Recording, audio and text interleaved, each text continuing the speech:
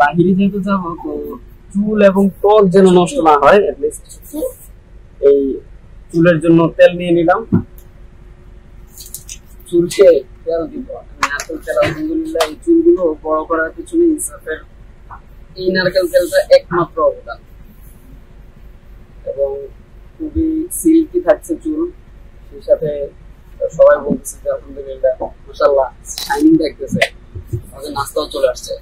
এই যে তেল রয়েছে, আমরা অনেক কি করি, সানস্ক্রিন ব্যবহার করার কেমিক্যালের একটা সাইড ইফেক্ট কিন্তু থাকে।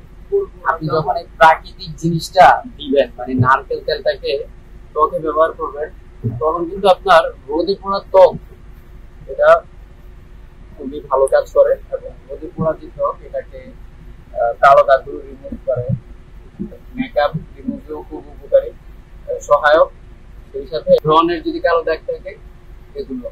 পিছনের দৃশ্যটা দেখেন, আমি যাবো না কেন, এই যে পুরো কাশ্মীর, আমরা পুরো টিমে তখন খুঁজতেছিলাম, পুরো কাশ্মীর একেবারে সবুজ স্বচ্ছ পানি নিচে, তার পাশে হচ্ছে পাহাড়, তার উপরে মেঘ। এই মেঘের দৃশ্য দেখতে আমরা রোদে এখন উপরে যাব। তো এটা কিন্তু আপনিও ট্রাই করতে পারেন। এটা অনেকগুলো ব্যবহার আছে, প্রাকৃতিক নারকেল তেলের অনেকগুলো ব্যবহার আছে, আমি মাত্র একটা দুটো বললাম। এটা যে খাওয়া যায় সেটা তো জানেন। চুলে ত্বকে ইজিলি ব্যবহার করা যায়।